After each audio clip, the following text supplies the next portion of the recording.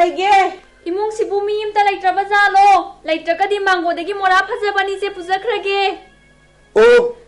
그나노 부크게 할간다 토레이니 아sam바 미디나데 근데 이퍼 퍼저라드나 라이렌비만 비아니 농팀 달락시다 거리노네 tumbiru브라 까리노 아이코게 콜타바다 강브라 까이노마 따위다 콘젤도 얌 맹이다 강범atti 강디 모라 부크게 할바드다 토록바 그래 하게 이베마 퍼저베게 라이렌비만 비아니나 농팀 달락시다 이시바 와타도 양나 누가이제 나슬 아니부 헤나 누가이나바 컴퍼니게 포키다 레비요 아두디 मदुदी बेरा तादो माले है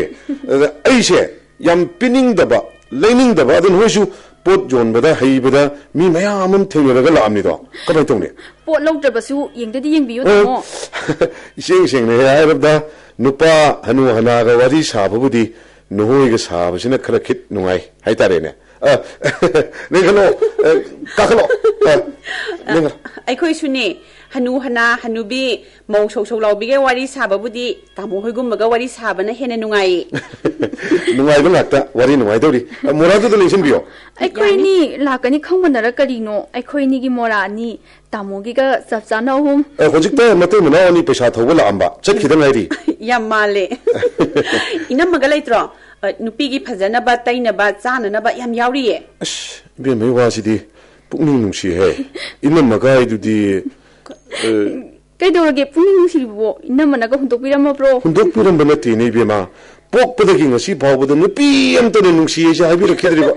सैता अदुगिबो अहन्न कोक थिबिरसु याइना अदुना अमुक के हेन नुंसी रे पुकनिंगसे कईदौरगे पुनी यामना नुसिगबो ओइना तविको इमासु बाबासु लेत्रे हो अदुदी आइखोसु नुसी हे अदो पोति ख लौताय पोट पुथोरखिनुको तामो यिंबियो लौद्रसु मोपाफिदा मोजा मरुमरांग हिंग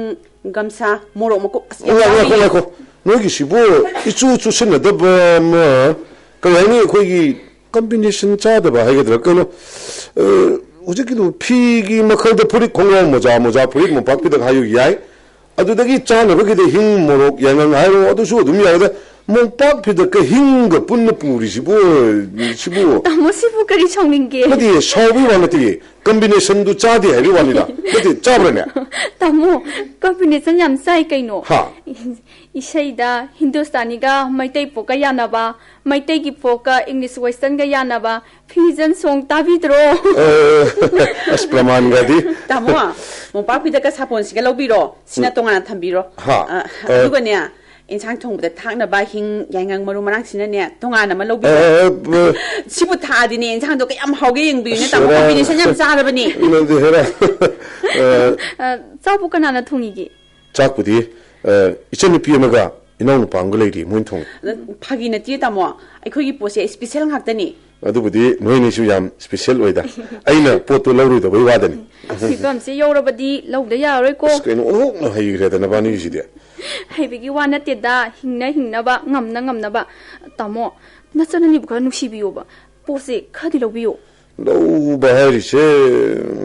पैसागी वानिने तामो से याम याय हे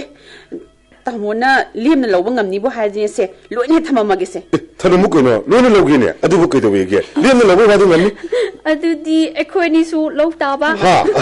अदुसु अम्ना दिंगमनि अनि दिंगमोय को या लौरदी अनिमा अदु पोट खरसिना ओन पोट ओइदोरि राइजिबो वारी साबन वाना मिन कई करी आइगी नासा आइना मेमचौबी तामोगिदी इबेनी करी हाइबा इबेनी हेमा इबेनी हाइबा आई कोई ना साइ में कई तामो हारी से सोबु नुपीरो अते दोजे ती हंजले ये पानी कनो ये होने से कोई भांडगी कोई मफन तारी से कनोनी कोई नुपा गातसु मथंग मरी सुबो वेबादा मखा नुपी तारक न बाइना इबेनी न थोंजाने कोई मानो मोसासु कोया अखोई से वारी दे सुम चखरे करी लौबी दविनो ꯈꯪꯗꯦꯅꯦ ꯃꯣꯝꯄꯥꯛ ꯐꯤꯗꯛꯁꯤ ꯐꯖꯩ ꯍꯤꯞꯄꯗꯕꯨꯗꯤ ꯅꯨꯡꯉꯥꯏꯗꯧ ꯃꯥꯜꯂꯤ ꯑꯁꯦꯡꯕꯅꯤ ꯃꯪꯒꯁꯤ ꯅꯨꯡꯉꯥꯏꯕ ꯃꯪꯗꯣꯔꯤ ꯄꯣꯠꯅꯤ ꯇꯥꯃꯣ ꯃꯪꯗ ꯅꯣꯏꯅꯤꯒ ꯁꯨꯃꯥꯏꯅꯒ ꯂꯥꯛꯇꯅ ꯋꯥꯔꯤꯒ ꯁꯥꯔꯗꯣꯏꯔꯣ ꯍꯥꯏꯁꯤꯕꯣ ꯑꯗꯨꯗꯤ ꯍꯥꯏꯕ ꯉꯝꯗꯤꯌꯦ ꯇꯥꯃꯣꯁꯤ ꯌꯥꯏꯌꯦ ꯐꯔꯦꯅꯦ ꯂꯧꯕ ꯂꯧꯗꯕ ꯃꯃꯜ ꯐꯥꯎꯗꯤ ꯍꯪꯉꯒꯦꯀꯣ ꯀꯌꯥꯒ ꯄꯤꯔꯤꯒꯦ 시보 루파 400tani tamo ꯀꯩꯅꯣꯅꯦ ꯍꯩꯃꯥ ꯑꯩꯒꯤ ꯁꯛꯇꯤ ꯅꯠꯇꯦ ꯃꯗꯣ ꯑꯩꯅ ꯍꯤꯞꯄꯤꯁꯤꯗꯤ ꯂꯨꯄꯥ 150 ꯍꯥꯏꯕꯗꯒꯤ ꯑꯩꯅ ꯂꯨꯄꯥ 60ꯗ ꯂꯧꯔꯛꯏ ꯄꯣꯠꯅꯤ ꯇꯥꯃꯣꯗꯒꯤ ꯄꯣꯠꯇꯨꯒ ꯁꯤꯒꯗꯤ ꯌꯥꯝ ꯈꯦꯠꯅꯅꯤꯌꯦ ꯃꯥꯟꯅꯔꯣꯏꯌꯦ ꯑꯗꯨꯒꯤꯗꯤ ꯌꯣꯟꯕ ꯂꯥꯛꯏꯕ ꯃꯤꯁꯨ ꯃꯥꯟꯅꯗꯦ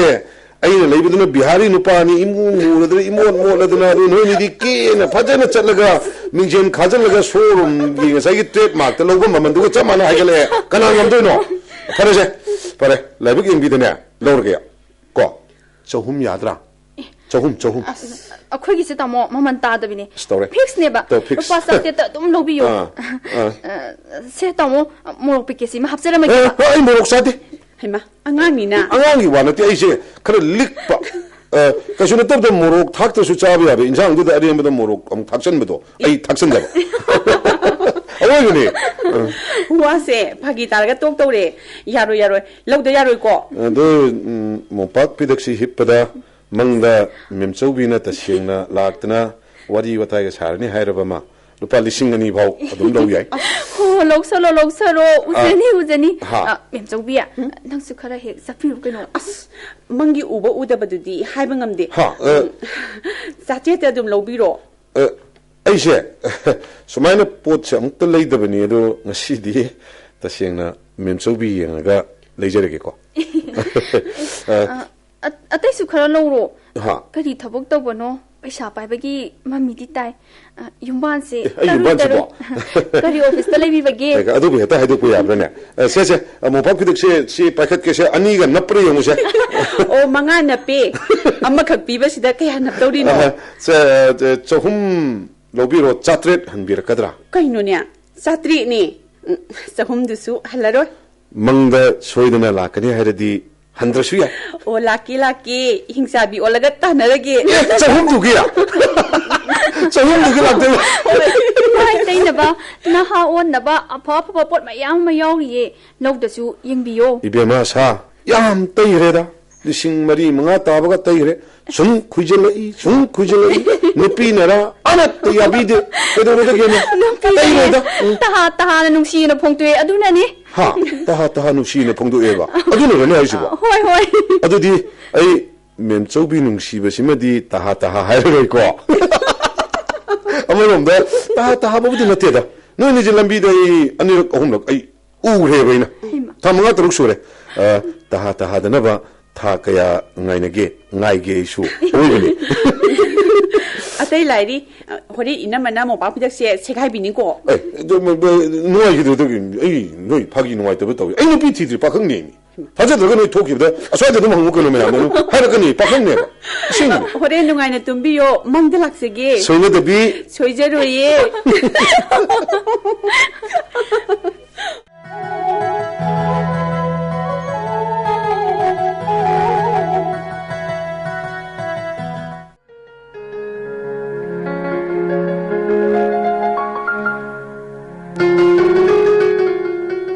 Now, Rishi, Sakchara Silao, Tarabran Bo, all I say. Kain Janusha. Sogrini, say, Saxe Babaki Katanjalamo. I shall returning there. Nampara Palabra, Sakjariga Paduini, Saksarga Paduini, Padani, Iche, Eskunkara. Amuhora Brana. Like you should there, Iranamiki uniform and over Setabagi, Ozana Saine. Matang haftada larik sulaini uniform sulairani as henzang jitali sogri adudagi hangam kangaw ma yawsu phajani da khamenju kobi su loi le ibungo thaugi wani khamendagi thauni hene changni as nangne angang silari kha takpiyu su yade akhoi tuition tam hanba sungamde kari no tawisibo 인자 점포 뭐도 서구리시는 뭐 점미바 아이 너무 동기도 뽀롱나이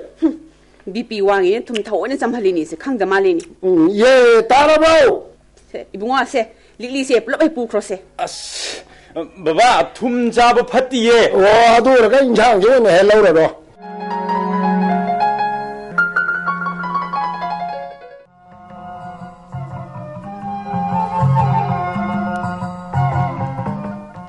chen pisu computer center de halakte amadu su college de halakte mung ne chai ri ba ai no mung la ya ai ji ko pang po chi pang yon de yon chele sini ne na ba ning khali sha Kada di pang yon chin bano. Mo pa pidak ama yon da ba na bada ngang bada court to ukil na ngang bo ode nya case ngamani. Na handi mangonji da nang ngamna mo pak pidak lupa changwa pi bu chatret har ga lising ma sethagi ba natro ngasi di suk ya ro ngasi di ate ni la ya dana mo pa pidak tum kam doge mang nu ngai ta bro khoi ta se uram da bra ba mang tam ge ai mang tam ge se som ka si da som da phajana phamse table masa si da noi gi poche ya ade ta thamu yani chawo ma ai ki ri ro 근데 너희 누피네 와니 너희 니 소리들이 아니 돈들이 기회 와라이미 정어 다모기 가시디 얌 파지나 내가 핵다 해게 너무 다모디 오피스 기 타바 아마수 떠웨 따이 아두가 티카수 떠웨네 따이 신 크라바 누파 마나 나하수가 시수 юм다 레라바세 아이디 nga이해 그래서 너희 얌 투나 강해 해 오피스 도마 그야 쳤대 돌로 방음다이도 좀 쳤배 와니 소이 풀업 떠오르니 Tika so ay marup naman ay am chen bi banida. Tamogi punsi sidi yam nungay ba punsi duni ne du. Hoy amaronda nungay ay kadra. Amaronda di yam waida. Kari gino tamo. Ha? Kanoni ay bu nung sibi ba masak phajaba amtang sum pam simme sum wat na leira ba. Kaya ni wat le na ko. Chi wat pa na to. Ay ko ni tamem so bisibu phajadra bo. Phajaba bu di phajaine. Dubu phajaba ay duna mani ai bunung sibiba yana bai biduna amani dana sa ha he mangtamo koi ta mangtamo mangtamge mo pa pidak tu hipisi nungdang ahum sure ahin ani amadi amuk samu na tali ko mo pa pidak tu hipudani wai je ahin amana karune lan tawre nong tu skujin chen la chaw hetta ki ba phang aeroplane na bom tha de dorim ne nong ni nang na parak po ai na kiram ma ai ai hero bu numit ai do da bo hitin ngra ba bom chaw ba daram mani muk chaw tha de ri he adu mirang da pallen to bom do adu mirang do khara sum ta pa khara sum ta pa ai na ki dram tang la sai na la man mi ka thore dina adu di akon ba humi ju ge hum bu di pacha gra ba lai ko na me dai shi 멤소빙 아이리네나 농판 아무도 펌마가 이시 레이가시 파자 보면 농만 농시 그러볼까요 아마 이나트가 살려드라 해봐 레이가도 하나기 망가니 두가디 캐네레 아이는 멤소빙 아이버시 라테 아이 라게 떠보니 바타모 타모는 가이라마니 시 칸게 바 그도다 바바도 마상가 먹다바 제바 떠올래 ada in khalire mangdu ko ngasi laga unaraga tungda kaime dok saruk pudi ngasi unadraga tungda thungnabana pharena khalaga chatlage rena phuko hola kaldadi asa nangune la poi wala saita mangi da sapati kine hek haijilak mangi sa ada manga sa haini ko se asana ngonde hair batamo kaimto waru no memsobi do yaning ngabani gaine ta hair oi wari sis yamo memsobi se mama ga ngangi se de ma memsobi mangni ai gi se mangni ko ta hai ba nati no na mang hang budro sum chum ba hai ne ba namai do nga no ba tamogi mang do parabani karikia oda hai ne karigi no mang do phai mang da una ba se tai bang dane kai ne na hai ne ye masi bi se hai kraponi tamo ngasi di ne isoi da bada sahi manga phawa sizin na ba ya ba po sai dang lo ho ro kai no hacha mem so win da sida la ga sizin na ba sahi manga phawa gi manung da mem so wi smile laksani adu da lakta di atopa ma ko hi yong kai no tamo kadai gi sahi manga no sa ai di ne numit manga tangai phadraga na ngai rabada tha manga tamo se sahi manga berit oi ba sidi ya ni dana ha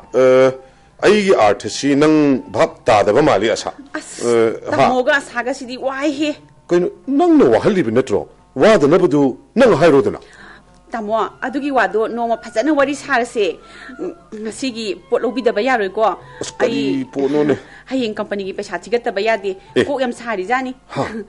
Mai da khara tesan khosalaga phi machu phajaba ma illaga pangchat chatpagi wani. Se tamo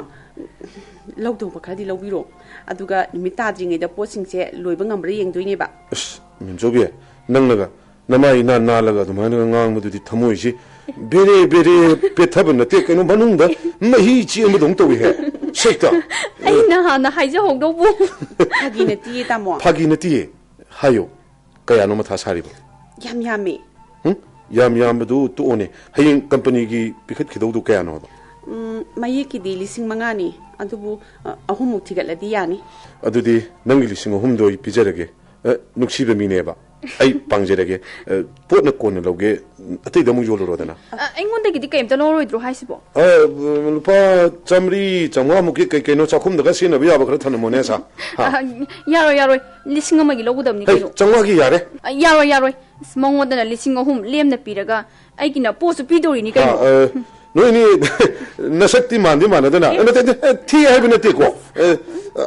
se ai paisa lok thoge Tamo ki mobile number piyo akhoi ki supiramge ha lesabina mobile number piyo ai ki supiramge ka sibu kari no min ongosi sibu irai no ni ji kai lamno yumnak na kai no lupa lising ahum dugi lam khang hoge hairi ro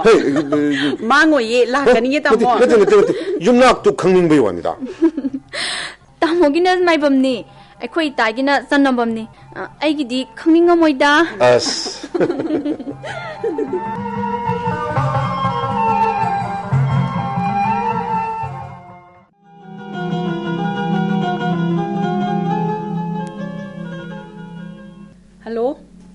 Hello tamo ahidi mapan thong di irang lang bagi wani laibak yam thi bazane ima lai khidre baba su pangthaduna khong khu chingaga lai suba nomba amata ngamdre khara chatpa budi ngammi kanodi ibung isi gadi aina ahani ikwa ani lai ahan do class 10 thai ngamdre aton baduna class 7 tami imung sigi pumnamak aina honari bani ikwa ani gi set pa ba ning ba thonghan ba sungamde mimana bangam dida hoi aisu angam mateng dum pange puni yam nungsinuda noiti ikwa hanse ma lairik tam ningdre paisa thokpa thaba ummo tongningi hai ado kari di tawni hajira suba yawgadaba mangai nazrani tamo amadu su ai lairimina tawhaningdaba chummi ado masu noiti da ado ma kari pamgi na hangbiudana ai angam mateng dum pange ai wawna di kaya tari like to kharaga dum tamhaningi tuition ga chatlaga parikha tu phajana thalaga ko kana magi changma cross tu ena dum khara mating pangsu yai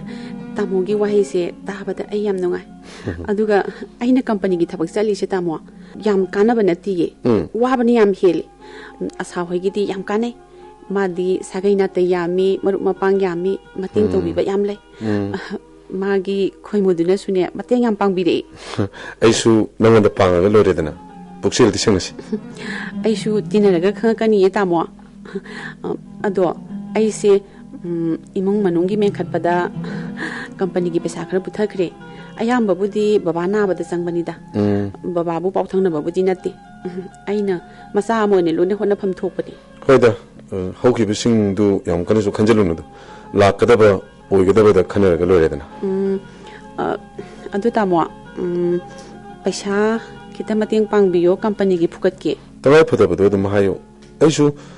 paisa yam paibi wadinati nungsiba gi pangge haibani ko kaya no hayo lising manga khaktani hoi ni adu wadi bazar samu makhong da pung 10 dai da unase ai tamo hirom da lak podo phara ama ta do ba leirin to bani yai pung 10 chap chani hello hoi aduga asada di khangan binu ko tamo aima ai khoi ina masing ama lai thamage tamo kana hello thamngrini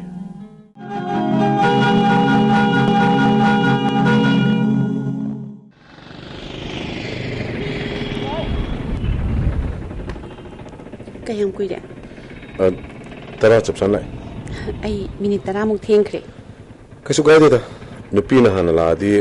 aduga ngai ga leitar di nupa khare gi miyeng changi bisu yai hojik tinang se mapaan bu thong hning dre mi en tu hning dre kari kia nang bu pamba nungsiba mi ji masing hangat hning dra ba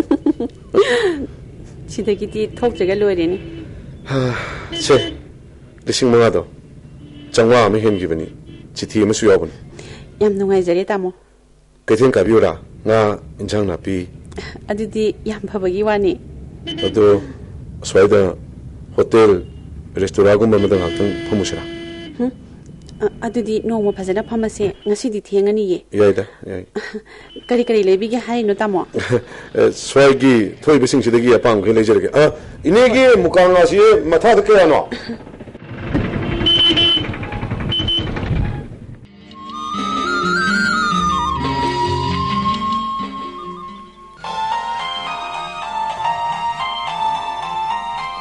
hello hello hello mo paisa yaude tamong te tobiro thambi ai to jarake hello kaino aina ngasai digi no do ot pasi khujin jitum jelle ne khudang si sokthare ba kaini network yam nungai ti aduna ni tamo network nungai to ngak nate da nang kana no mo gari sana ba malida sadi tamo hojik pudi network nungai re network su nungai re sumaina telephone da mobile da phangba khoje ga ta ba phangbu si su thungna ba muk nungai du ni ne ngon da de phagin de ngasai pung nipan na khaidigi hojik pung tara ta do re ina mobile ji da nama ise busy sum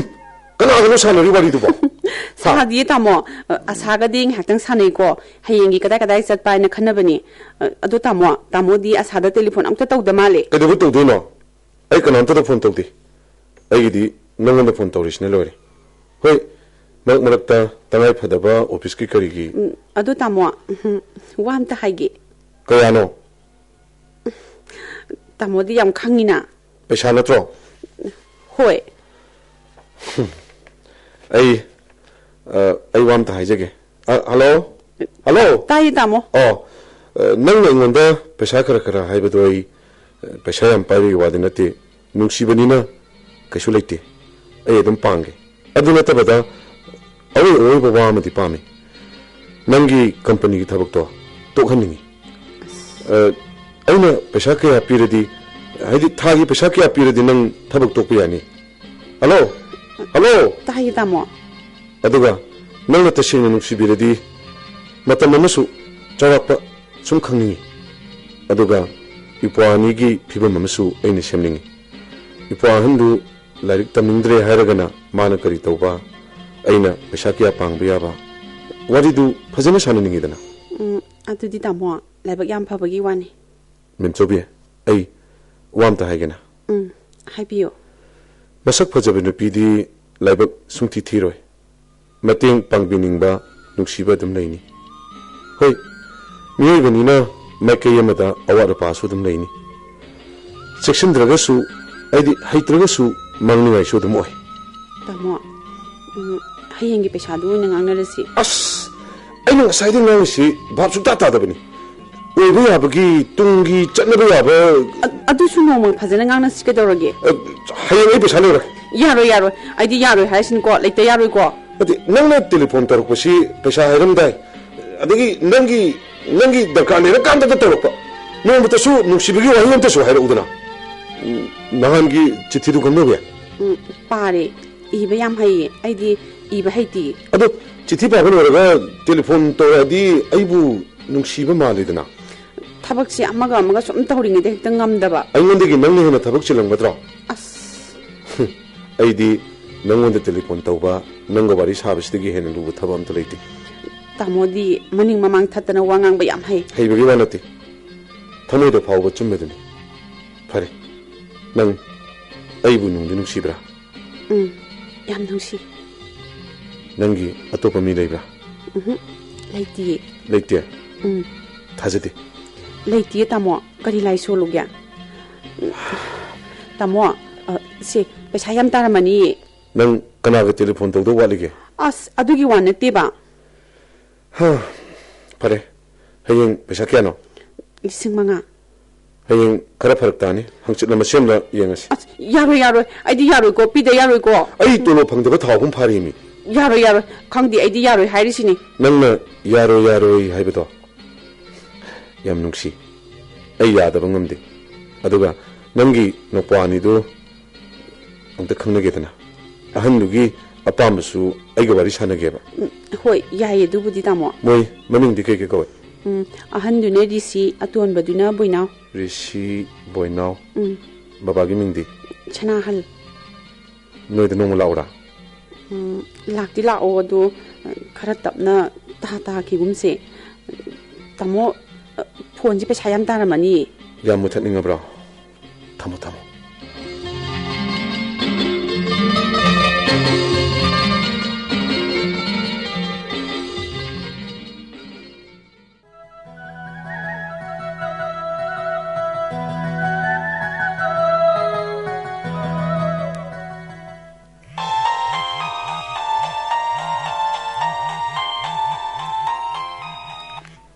Hello?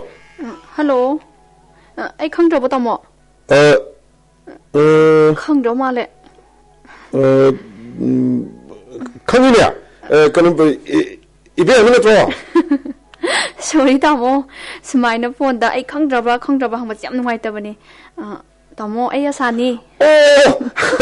Hello asa. Ai nami konje phone di ibe amina mane he. Khang de ba gi chawni di da. Ngasi na phone da wangang ba ahan bani. Kasu kai di wangang du leba macha ta ko kari le ya. Sum to pani da. Kam do ri ba gi nungai ri bro. Nungai bisa. Nungai ri ai bisidi mayam na haina ba aduga ingon di masi khara chunabadi wa la ba. Tamo di kari hai do ri no. Nungai bise aingon di masi haijuga gumani da. Khajak hai tare. Haijuga khangi ko asa. Haijuga khang da ba mi bu leiram ga dro. Unada ba yam kuire ne ko. Mem so bi di unari ba natro. Yam to na unabadi nate. Phone da di phone na ba natro. Khara dum phongnei. Marak ta mana tawri. Aina tawbadana ayamba phangde. Mai phone chi khara chin basu mali. Chin bani tamo. Aina haise ge tori ba se. Ma se khara section bi ko. Manabudi aingondagi kari ngamgada da. Paisa yamna lok thok pi ga da ba man ba. Tai de da. Ngamagana pire ngamdragana pidre dana. Ado ma se ogodo ba mi di na te ba. Adubudi su khara dum chingnei. Ma si no dwaida nungsinaba ma leiba maline. Adu de di khang di. Ha? Adwaida natrasu athapadadi nona khangba leibra. Tasengna sim lei haiba di khang di. Mabu yamna lu ba ni pi ni. Aina khan ba da mana tamo se paisa lok thok ba ya ba mi oina ukhre. Aduna ni tamo. Adumana su haina da. Aidi magonda harini. Mopani du khangnage moigi larik tamba thabak tobagi dai ai loin loge baba su kadai du layeng ba purusi. Adamana hoidi haraga matamse sum je thokpa. Aduga ekhoni su phajana unasi hotel sangsi cinema yingsi haibisima suga yado. Aduna ni aina mapu yamna lu ba pi ni na hari ba se. Adudani aina chingnariba anakpada magi kanano ma leirajala haina. Aina chingnari se maram ohumni. Amana marakta telephone je heta thamgini mi mala amana akhoi kani unasi komina si yadaba. Amana maji lesabiyo bigi phi kya hongdi ne. Khurut angang budu gi sugen hindi. Adubu mamai di tai khotna dum khara chekshili dina ko. Ma asama leiri habadi ubada dum khange ba ko. Fulit hong da bu di sambaga paisa chin baga oiranga ni tamo. Aina piba paisa dagi ma fulit chane ne tuba yar poni da. Aduda moi adwagi hero duna ki da chatpada chairam gada baga man nam leidina ko. Khangde da kari oidori no. Ngasi phawbada paisa kyam laukhra bage. Yam laude da. Aina nungsidna mateng khara sum pangbugi wani. Atei kari wari leke. Leke da tamo. Ado taksi khasi nai di haigadra asagi hero di kari tawri ke. Hero ga leijadi ye. Ekhoi gumbi sakthi bi bu kanana pambi dori no. Pera asa masakthi bi nupi na te da kai ne. Aduga ya na thiba nupi adum pa nuksine adum yum pa ne na.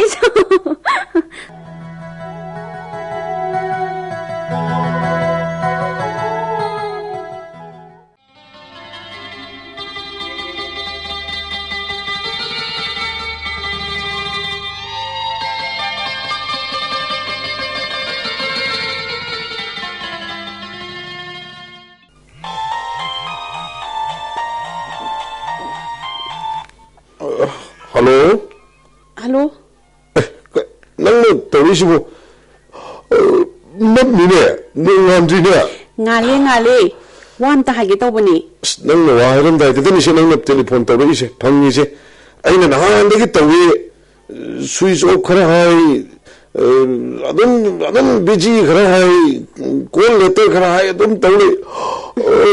ai shungara nungdang yam tawi phangde network yadi network na khara nang mingon da khara nang ni na khara adum hain tawadi talli thamage waga jara thamgino pau phangri husida wa ma phajana tang nganasi horen unase aduga nganasi samu makhongda pung 8 adwai da lao 3,000 khata pai biro le as yaro ko pai ro ko nang na pesa harim da de tawi nang kana da tawi ba tamu de na ibu kana da haidori no atai kana su na tin haibe wani ado hayu ya ne maram di chahani dana aikoni wapam na tasing ningbagi wani singa kani kadawage sinu pa sidi yam talli sai to ngai ngom khidre aina ahan bida pami se nang aigi da lepabra leptabra lepe o lepe yara bro yadi yadragadi khangre lepe hairagadi nangi thabak to honingi e kari ya aidi yam khambali nang sum chatledi atopuna pama mu thingnagi dog mali hoto oge ado to pataragana company ki pesa kaya puthariba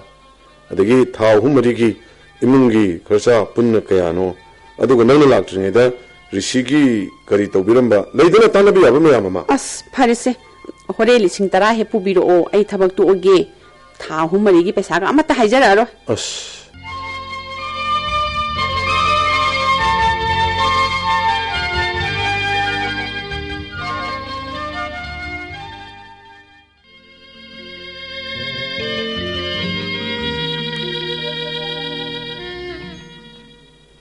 Risi Che Boinao Iche Baba ka sang cha thong mi ro lage ai di khara tamna charage kari bui dei janu chi thi sina memchobi lupa 10,000 do pijarabani aina nangunda pesa he piribase nangna ibu nungsibire aikhoini waithungnerani natraga nangondagi kanaba phangani haiduna pibidinate ngasi phawbudadi nangi thamoida aibu nungsibagi irik amatang yawbagi kudam phangdri aduga aina nangbu thabak to u hairibase nangi thabakta aina kut thingjinba natraga aina nangbu khudum chaningbagi wafamdi nateko nangnadi kaya khoijangdaba aikhoinigi wari ama samjannabagi mang phaunanabani ko adubu kari thoklogadagi khangdrabasu nangna thabak chatlaroi hairapado haifam tampham khangdana nungai amana nangna ikhoini telephone da mobile da wari sanaringaida inamala e babala e hekta thadapado nungaite amabuero wari sanaba ngahak henbada kaidoge aidi nangga wari sanabadagi hena maroiba atopa thabak amta leite memchobi khangdera kari haigadabano aigi apapata achum arangi khongthang lepliba wakhal sigi matunginadi nangonda sithi idrabasu yarabani pesa pidrabasu yarabani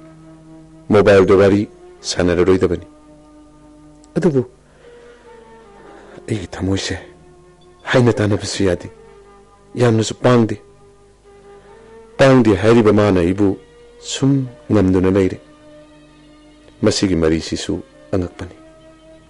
adubu memchobi ai khangi matam amadi lakhini karamba matam nangi phajababudi punchi chuppa irat charaga nangi thamoiduna ona tainana aigi thamoibu kaphanba matam dudadi lan loibada ngairiba lan phamgum pumchikti chiklaga nahe khon mikap khol maichak maikhuda ngai hogani matam duda aigi thamoiga aiga nangbu ngai minnaba haibaduni nahaki tamo mocha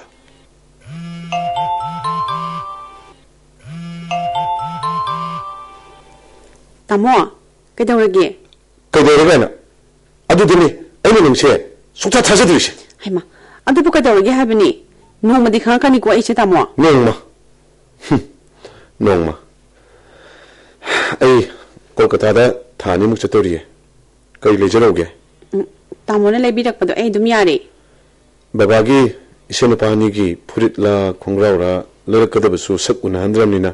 ꯀꯌꯥꯝ ꯆꯥꯎꯕ ꯄꯤꯛꯄ ꯒꯥꯏꯗꯨ ꯀꯔꯤꯝ ꯈꯪꯗ꯭ꯔꯦꯗ ꯔꯤꯁꯤꯗꯤ ꯃꯤ ꯃꯌꯥꯏ ꯑꯣꯏꯅ ꯆꯥꯎꯋꯤ ꯃꯌꯥꯡ ꯀꯪꯕꯁꯨ ꯅꯠꯇꯦ ꯅꯣꯏꯕꯁꯨ ꯅꯠꯇꯦ ꯑꯁ ꯃꯈꯣꯏꯒꯤ ꯇꯣꯛꯑꯣꯗ ꯑꯩꯒꯤ ꯑꯣꯏꯅ ꯂꯩꯕꯤꯔꯛꯑꯣ ꯈꯪꯅꯔꯀꯥꯟꯗ ꯃꯈꯣꯏꯒꯤ ꯀꯣꯟꯅ ꯑꯃꯨꯛ ꯂꯩꯕꯤꯕ ꯌꯥꯏꯌꯦ ꯐꯔꯦꯅꯦ ꯋꯥ ꯑꯇꯩ ꯀꯔꯤ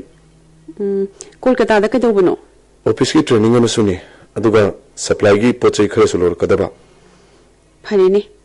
ꯆꯠꯄꯗ ꯃꯪꯒꯣꯜ ꯑꯣꯏꯕꯤꯔꯛꯑꯣ ꯅꯨꯡꯉꯥꯏꯕ ꯋꯥꯈꯜ ꯈꯟꯕꯤꯌꯨ ꯅꯠꯇꯕ ꯋꯥꯈꯜ ꯊꯥꯗꯣꯛꯄꯤꯌꯨ ꯀꯅꯥ ꯅꯨꯡꯉꯥꯏꯗꯣꯏꯅꯣ ꯅꯪꯅ ꯅꯨꯡꯉꯥꯏꯌꯣ ꯍꯥꯏꯔꯒ ꯑꯃꯨꯛ ꯀꯩꯗꯧꯔꯒꯦ ꯈꯪꯗꯦ ꯑꯩꯅ ꯃꯣꯟ ꯈꯟꯕꯅꯔꯥ ꯀꯩꯗꯧꯔꯒꯦ ꯍꯥꯏꯌꯣ ꯑꯩꯅ ꯊꯃꯣꯏ ꯁꯣꯛꯅ ꯆꯤꯊꯤ ꯏꯈꯤꯕ ꯋꯥꯍꯪ ꯀꯌꯥ ꯍꯪꯈꯤꯕ ꯃꯗꯨꯒꯤ ꯃꯈꯥ ꯇꯥꯕ ꯑꯃꯠꯇ ꯅꯉꯣꯟꯗꯒꯤ ꯐꯪꯗꯦ ꯑꯗꯨꯒꯤ ꯑꯣꯏꯔꯦ ꯅꯣꯏꯁꯦ ꯆꯤꯊꯤꯗꯣ ꯉꯁꯥꯏ ꯃꯈꯩ ꯄꯥꯕ ꯁꯪꯗꯦ ꯍꯧꯖꯤꯛꯇ ꯄꯥꯕ ꯂꯣꯏꯕꯗ ꯉꯥꯏꯔꯤꯌꯦ ꯇꯥꯃꯣꯅ ꯇꯦꯂꯤꯐꯣꯟ ꯇꯧꯔꯛꯏꯁꯤꯅꯤ ꯑꯗꯣ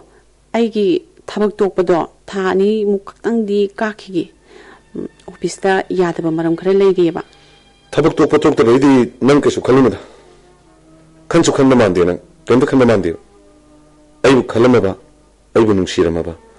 ꯑꯩꯅ ꯇꯦꯂꯤꯐꯣꯟꯁꯤꯗ ꯅꯪꯅ ꯍꯔꯥꯎꯅ ꯅꯠꯇ꯭ꯔꯒ ꯀꯞꯅꯤꯡ ꯑꯩꯒꯤ ꯆꯤꯊꯤꯒꯤ ꯃꯔꯣꯜ ꯅꯪꯅ ꯁꯦꯡꯗꯣꯔꯛꯀꯗꯕꯅꯤ ꯑꯗꯨꯕꯨ ꯀꯩꯁꯨ ꯀꯥꯏꯗꯦ ꯑꯩꯁꯦ ꯅꯪꯅ ꯈꯪꯉꯤꯔꯥ ꯈꯪꯗꯕ꯭ꯔꯥ ꯍꯥꯏꯗꯨꯗꯤ ꯈꯪꯗ꯭ꯔꯦ ꯇꯥꯃꯣ ꯑꯗꯨꯒ ꯑꯩꯕꯨ ꯀꯌꯥ ꯅꯨꯡꯁꯤꯗꯦ ꯍꯥꯏꯕꯁꯤꯃꯗꯤ ꯑꯩ ꯇꯁꯦꯡꯅ ꯈꯪꯉꯤꯗ ꯇꯥꯃꯣ ꯅꯪ ꯑꯩꯕꯨ ꯊꯥꯖꯗꯕ ꯃꯥꯜꯂꯦ ꯇꯜꯂꯤꯗ ꯇꯟꯅꯤ ꯈꯪꯉꯤꯗ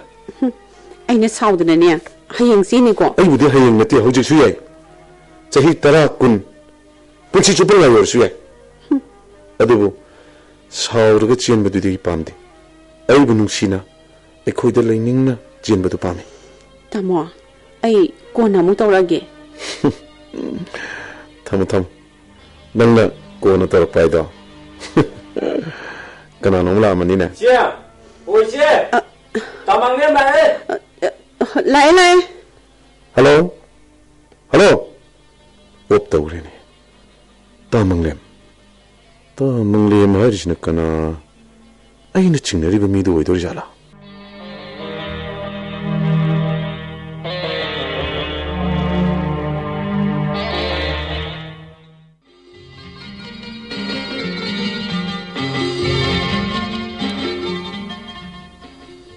kuirine magi mobile jimana switch off tawkhris mayumchu chap chaba khangde soida hangago budi khangani se sangaroida barido ai asa natrani asa natro mani tamo udab kuire da tamo ai kolkata da thani khare hena leirure kedoi thoi no tamo thorak pabudi numit phani yamamani aduti mensogi pakaudi tadro kainda tadina magi mobile su switch off tawraga legrisi kuire tawni wase kamaina tamni nungai da tamo kaino tamu kaidorge aina mohoksa haiduni tamo oiroina mayum pankibane tha ani makhai mu pharabani kadai waida tamo na jingnaba summe makhoi adwaidani nupado thabokbudi adum chaoga masa hum leira mane nupidi khaina khaba adudi nuwaite he aduga nuwaitaba masu leiri tamo kaidore masu kharadi nuwaitara jani karigino khalambaduga khara onara jani mapani do aduga mapaduga yingsi haibada mai nupaduna kaya yaningdaba jani masi chen khibadigi mapa hando yuga thaena tai mafi maronga moradana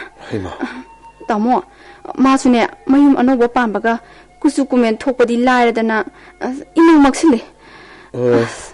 khangde tamo mado tamo gine dosni adudi adumaina di haibinu ai kantanu aitaba tawdida ai khangi ma 마미 막할라머니. 아이나 좀 농시자바이 와더니. 두부 레호리바 아난 아니두가 바바 손바두가 두기디 누아이티. 모디 부직시 까마이나 행이잖아. 따모 꼰비게나 하이로. 어드막 나트라수 북닝다 그놈이디 파위드나. 칼로 누에 따모 칼레르가 마이나 잉제키니 게노. 하이 아두스 좀. 아두부 아이나 칼리바 시기수 어쩜 멜레이니. matang saba mada nang magi mokpa han risido risi haibneba ado ekhoi dong tala hangera omi bigiro tamo haisibo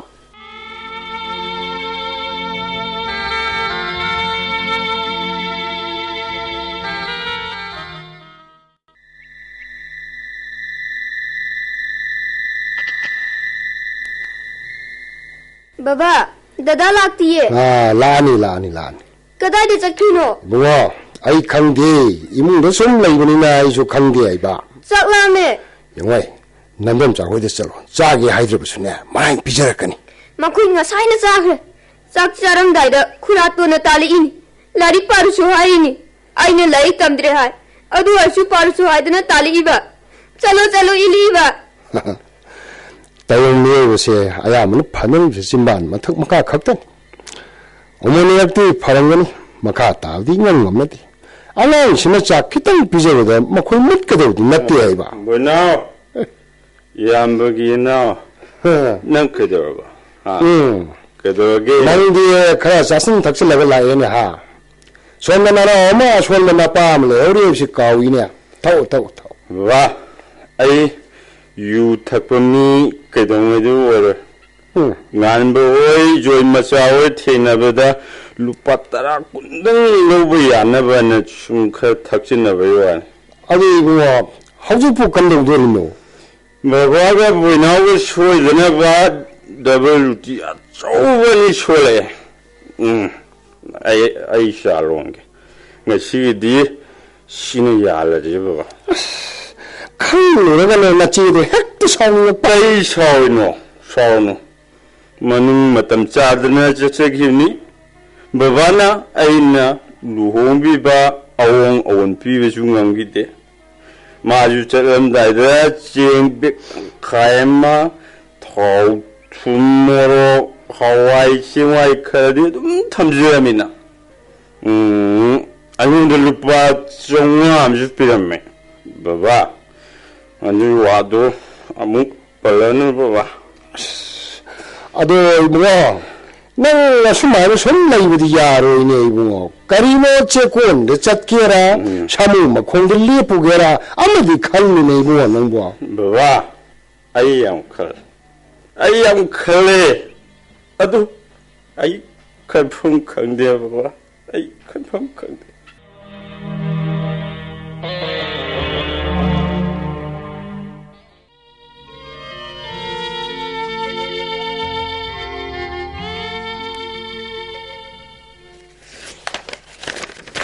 Karino khabarnen tawrisina pawnen tawrisina kainomta hangjagi kainoigwa maibanggi mocha hari sibu tamo mani ibudi ai rishi isi sana tharpani tamo rishi ayam khorang ngarmani kaklo tamo pamo heta pamone jaga takisi kasu koigena ai sha thakse thi tamo nangdi class 10 laitam toya potara hojik matamdabu class 10 pass tawraga thabak he phangni singba kangin hengakani haiba su leitamnina do iba pawa hisab khara suba hiraga loire da hisab si maruina punsigi hingba changbagi hisab suba haibiraga loire da nangdi nangbi yam nungaina chumi adugi hisab yam hairaga punsiga amanga tung hisab suba hitraga di kai kanori aduni damo nanaw khanjari su adu inon pa ama pikpa ama lei haibedo madi school phajane sadidana thamu phare chataba isiena phi hunba lanai school da tamhalame ꯏꯆꯦ ꯂꯩꯔꯤꯉꯩꯗꯒꯤ ꯐꯤ ꯑꯗꯨꯝ ꯍꯨꯜꯂꯝꯗ꯭ꯔꯦ ꯏꯀꯥꯏꯗꯅ ꯁꯨꯝ ꯆꯠꯇ꯭ꯔꯦ ꯇꯥꯃꯣ ꯑꯗꯨ ꯕꯕꯥꯗꯤ ꯕꯕꯥꯗꯤ ꯁꯨꯝ ꯁꯣꯜꯂꯅꯤꯗ ꯄꯥꯛ ꯐꯔꯔꯣꯏ ꯀꯩꯅꯣꯅꯤ ꯏꯆꯦꯗꯤ ꯀꯌꯥ ꯂꯥꯛꯇ꯭ꯔꯕ꯭ꯔꯥ ꯅꯣꯏꯗ ꯏꯆꯦ ꯀꯌꯥ ꯂꯥꯛꯇꯦ ꯇꯥꯃꯣ ꯑꯩꯈꯣꯏ ꯁꯨꯝ ꯇꯥꯕꯗ ꯃꯅꯦꯝꯕꯣꯛꯇꯨ ꯀꯌꯥ ꯐꯠꯇꯦꯅ ꯍꯥꯏ ꯑꯗꯨꯒ ꯏꯆꯦꯗꯨ ꯏꯕꯥꯏꯗꯨꯒꯤ ꯍꯥꯟꯅꯒꯤ ꯑꯉꯥꯡꯁꯤꯡꯗꯨ ꯍꯣꯠꯅꯕꯗꯨꯗ ꯑꯗꯨꯝ ꯁꯪꯗꯕ ꯌꯥꯔꯦ ꯐꯔꯦ ꯃꯣꯏ ꯋꯥꯁꯤ ꯇꯣꯛꯑꯁꯤ ꯀꯩꯅꯣꯅꯤ ꯑꯩꯅ ꯅꯪ ꯀꯧꯔꯤꯁꯦ ꯅꯪꯒꯤ ꯍꯤꯡꯅꯕꯒꯤ ꯂꯝꯕꯤꯗ ꯀꯩ ꯍꯥꯏꯇꯥꯔꯦ ꯑꯩꯅ ꯀꯩꯅꯣꯝꯃꯗꯤ ꯁꯨꯝ ꯃꯇꯦꯡ ꯄꯥꯡꯅꯤꯡꯕ ꯑꯩꯁꯨ ꯀꯩꯅꯣ ꯇꯧꯐꯝꯗꯤ ꯈꯪꯗꯕ ꯌꯥꯝ ꯅꯨꯡꯉꯥꯏ ꯋꯥꯅꯤ ꯇꯥꯃꯣ ꯇꯥꯃꯣꯒꯤ ꯃꯔꯝꯗ ꯏꯆꯦ ꯑꯁꯥꯅꯁꯨ ꯑꯗꯨꯒ ꯑꯩꯈꯣꯏ ꯏꯆꯦꯅꯁꯨ ꯑꯗꯨꯝ ꯍꯥꯏꯔꯝꯃꯤꯗ ꯇꯥꯃꯣ ꯑꯩꯕꯨ ꯀꯔꯤ ꯄꯥꯡꯉꯣꯕ ꯑꯩꯒꯤꯗꯃꯛ ꯁꯤꯅ ꯐꯅꯤ ꯍꯥꯏꯗꯣ ꯇꯥꯃꯣꯅ ꯁꯤꯟꯕꯤꯕꯗꯨ ꯑꯩꯗꯤ ꯏꯌꯥ ꯌꯥꯗꯦ ꯇꯥꯃꯣ ꯑꯗꯨꯗꯤ ꯑꯩ ꯒꯥꯔꯤ ꯚꯦꯟ ꯑꯍꯟꯕ ꯑꯃ ꯄꯤꯔꯒꯦ ꯅꯪ ꯇꯦꯛꯁꯤ ꯑꯣꯏꯅ ꯆꯦꯟꯅꯔꯣꯗꯅ ꯇꯥꯃꯣ ꯌꯥꯝ ꯐꯕ ꯋꯥꯅꯤ ꯇꯥꯃꯣ ꯑꯗꯨꯗꯤ ꯑꯗꯨꯗꯤ ꯁꯨꯃꯥꯏꯅ ꯇꯧꯔꯣ ꯅꯪ ꯒꯥꯔꯤ ꯊꯧꯕ ꯍꯩꯕ ꯃꯤ ꯑꯃ ꯄꯨꯔꯒ ꯂꯥꯛꯑꯣ ꯑꯩ ꯃꯉꯣꯟꯗ ꯁꯤꯟꯅꯔꯒꯦ ꯇꯥꯃꯣ ꯑꯩ ꯒꯥꯔꯤ ꯊꯧꯕ ꯍꯩꯌꯦ ꯅꯪ ꯒꯥꯔꯤ ꯊꯧꯕ ꯍꯩꯌꯦꯕ ꯊꯧꯕ ꯍꯩꯌꯦ ꯇꯥꯃꯣ ꯑꯗꯨ ꯂꯥꯏꯁꯦꯟꯁꯇꯤ ꯄꯥꯏꯗ꯭ꯔꯤ ꯑꯗꯨꯗꯤ ꯌꯥꯝ ꯐꯔꯦ ꯀꯩꯅꯣ ꯅꯪ ꯒꯥꯔꯤ ꯊꯧꯕ ꯍꯩꯔꯗꯤ ꯉꯁꯤ ꯑꯗꯨꯝ ꯄꯨꯈ꯭ꯔꯣ ꯂꯥꯏꯁꯦꯟꯁꯇꯨꯗꯤ ꯑꯗꯨꯝ ꯂꯧꯕꯤꯔꯒꯦ ꯆꯦ ꯆꯥꯡ ꯅꯪꯒꯤ ꯃꯤꯡꯗ ꯑꯗꯨꯝ ꯑꯣꯜꯂꯁꯦꯕ ꯑꯗꯨꯒ ꯁꯨꯃꯥꯏꯅ ꯇꯧꯔ ꯂꯨꯄꯥ 5,000 ꯈꯛꯀ ꯄꯥꯏꯈ꯭ꯔꯣ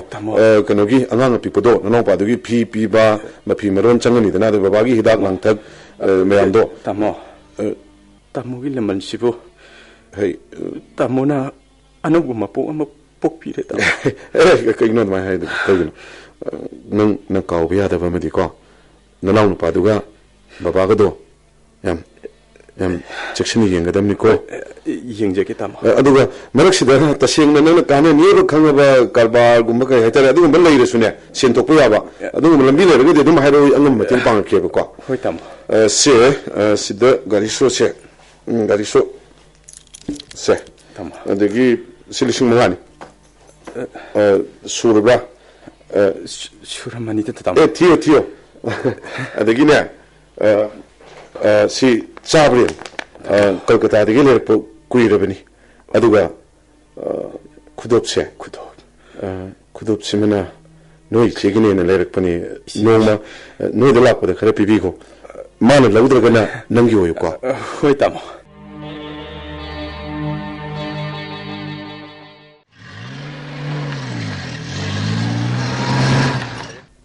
ꯕꯣꯏꯅꯥꯎ ꯕꯕꯥ ꯑꯩꯈꯣꯏ ꯗꯗꯥ ꯄꯥꯟꯊꯣꯔꯛꯑꯦ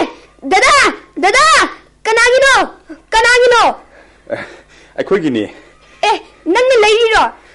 ꯂꯩꯔꯤꯅꯤ ꯀꯅꯥꯒꯤ ꯒꯥꯔꯤꯅꯣꯅꯦ ꯃꯤꯒꯤ ꯒꯥꯔꯤꯒ ꯇꯥꯞ ꯄꯥꯏꯕꯁꯤ ꯏꯄꯥꯗꯤ ꯄꯥꯝꯈꯤꯗ꯭ꯔꯦꯗ ꯕꯕꯥ ꯃꯤꯒꯤ ꯅꯠꯇꯦ ꯑꯩꯈꯣꯏꯒꯤꯅꯤ ꯀꯔꯤꯅꯣ ꯍꯥꯏꯔꯤꯕꯁꯤꯕꯣ ꯀꯣꯟꯅ ꯋꯥꯔꯤ ꯐꯖꯅ ꯂꯤꯔꯒꯦ ꯕꯣꯏꯅꯥꯎꯁꯨ ꯍꯌꯦꯡ ꯁ꯭ꯀꯨꯜ ꯐꯤ ꯊꯤꯔꯨꯔꯅꯤ ꯑꯗꯨꯒ ꯌꯨꯅꯤꯐꯣꯔꯝ ꯐꯖꯕꯒ ꯂꯩꯔꯨꯔꯗꯧꯅꯤ ꯕꯕꯥ ꯁꯦ ꯄꯩꯁꯥꯁꯦ ꯊꯝꯖꯤꯜꯂꯣ 5,000ꯅꯤ ꯔꯤꯁꯤ ꯀꯔꯤꯅꯣꯅꯦ ꯅꯪ ꯇꯧꯔꯤꯕꯁꯤꯕꯨ ꯃꯪꯂꯅꯦ ꯑꯩꯕꯨ ꯊꯥꯅꯥꯒ ꯂꯥꯛꯑꯒ ꯃꯤꯀꯞ ꯊꯣꯛꯀꯗꯧꯔꯤꯕ꯭ꯔꯥ ꯍꯥꯏꯕ ꯕꯕꯥ ꯁꯣꯏꯔꯣꯀꯣ ꯀꯔꯤꯅꯣꯅꯦ ꯃꯪ ꯑꯁꯤ ꯑꯣꯟꯊꯣꯛꯅ ꯅꯨꯡꯉꯥꯏꯈ꯭ꯔꯦꯗꯀꯣ ꯃꯪ ꯅꯠꯇꯦꯌꯦ ꯕꯕꯥ ꯃꯤꯀꯞ ꯊꯣꯛꯍꯟꯕꯤꯒꯅꯨꯀꯣ ꯃꯪ ꯅꯠꯇꯦꯕ ꯀꯣꯟꯅ ꯋꯥꯔꯤ ꯇꯧꯒꯦꯕ ꯗꯗꯥ ꯑꯩ ꯑꯃꯨꯛꯇ ꯇꯣꯡꯒꯦ ꯇꯣꯡꯗꯧꯅꯤ ꯅꯪꯒꯤꯅꯦ ꯂꯩꯔꯛꯏꯁꯤ ꯅꯪꯒꯤꯅꯦ ꯕꯕꯥ ꯍꯌꯦꯡꯗꯤꯅꯦ ꯗꯣꯛꯇꯔ ꯑꯐꯕ ꯑꯃꯒꯤ ꯃꯅꯥꯛꯇꯅꯦ ꯆꯠꯂꯁꯤ ꯑꯩꯗꯤ ꯏꯊꯥ ꯊꯥꯖꯗ꯭ꯔꯤꯌꯦ ꯄꯩꯁꯥꯁꯤ ꯆꯦꯒ ꯑꯣꯜꯂꯛꯀꯗꯕ ꯃꯥꯜꯂꯤ ꯑꯩꯕꯣ ꯑꯩꯈꯣꯏ ꯕꯕꯥꯁꯤꯗꯤꯅꯦ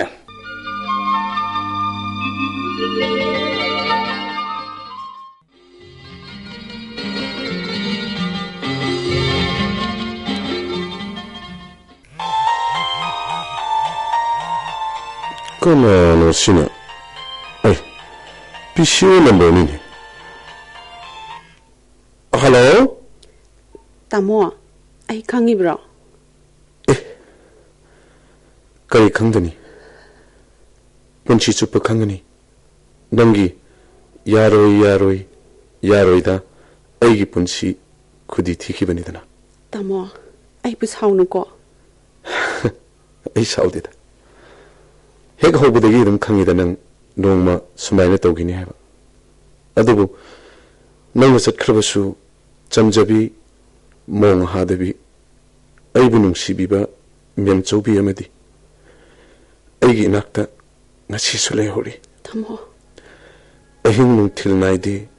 ꯅꯨꯡꯇꯤꯒꯤ ꯃꯥꯒꯤ ꯃꯁꯛ ꯌꯦꯡꯉꯤ ꯇꯥꯃꯣ ꯃꯥꯒ ꯋꯥꯔꯤ ꯁꯥꯟꯅꯩ ꯆꯨꯛꯊꯕ ꯂꯩꯇꯦ warisi amaronda